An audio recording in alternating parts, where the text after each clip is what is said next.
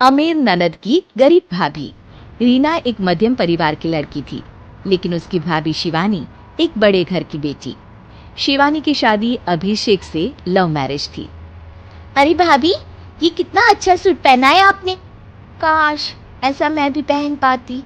अरे क्यों नहीं रीना, वैसे भी तुम्हारा और मेरा नाम तो एक ही है, जब मन करे पहन लेना। भाभी, आपको आपके पापा ने कितने अच्छे कपड़े गहने दिए हैं। मैं उनकी इकलौती बेटी जो हूँ। बेटी तो मैं भी इकलौती हूँ, लेकिन क्या करे, पापा है नहीं। पता नहीं कैसे होगी मेरी शादी। तभी वहाँ शिवानी की सास आ जाती है। अरे क्यों नहीं करेगा भाई तेरी शादी धूमधाम से, आखिर जिम्मेदारी है तो उसकी।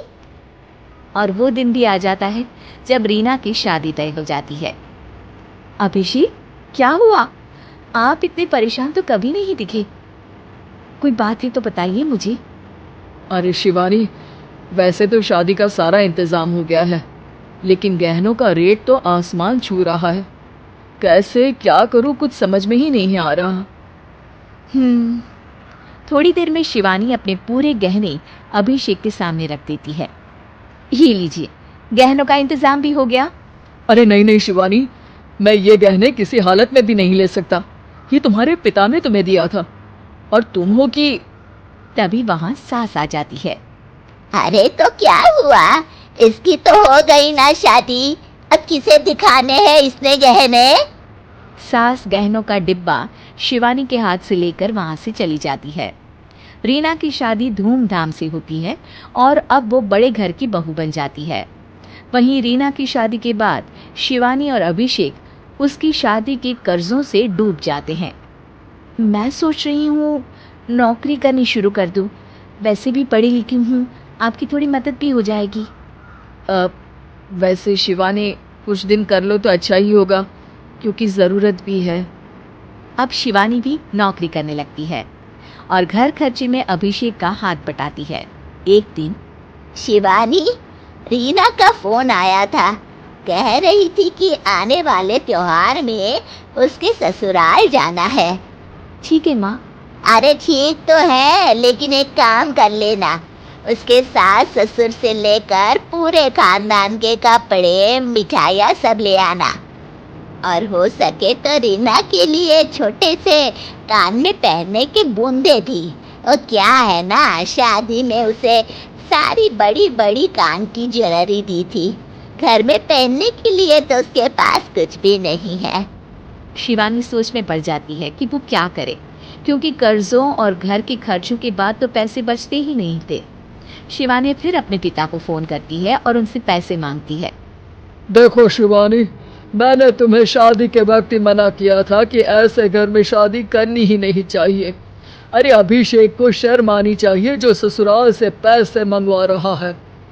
शिवानी को पिता की बात पर गुस्सा आ जाता है। आप मेरे पिताजी हैं और मैं परेशान थी इसलिए आपसे मदद की उम्मीद की पापा। अभिषेक को तो पता भी नहीं है कि मैंने आपसे पैसे मांगे हैं।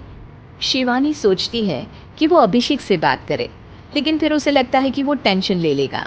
तभी शिवानी की नज़र हाथ के कंगन पर पड़ती है, सीधे बाजार जाती है और उसे बेचकर ननद के घर ले जाने का सारा सामान लेकर आती है और सास के सामने रख देती है।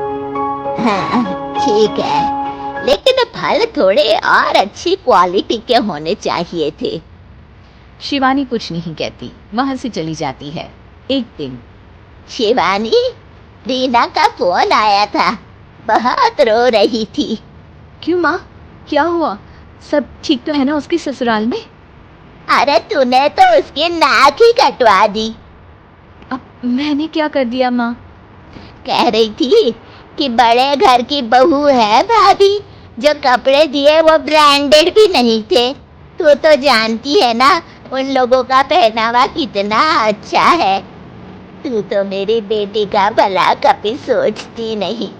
हाय भगवान, अरे बड़े घर की बहू है, इसी बात की जलन है ना तुझे, लेकिन याद रख, मेरी बेटी का सोचने के लिए भगवान है, तुम लोग कभी उसका बुरा नहीं कर पाओगे।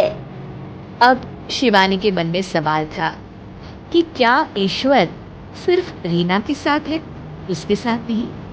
लेकिन उसे सुकून था कि वो अभिषेक के साथ उसकी जिम्मेदारियों को निभाने में बराबरी की हकदार है। शिवानी वहाँ से चली जाती है। वो सास से कुछ नहीं कहती, क्योंकि अमीर घर की बहू बनकर रीना को भले ही सुकून ना हो, लेकिन गरीब घर की बहू बनकर शिवानी खुश है। क्योंकि खुशी पैसों से नहीं, परिस्थितियों पर निर्भर करती है।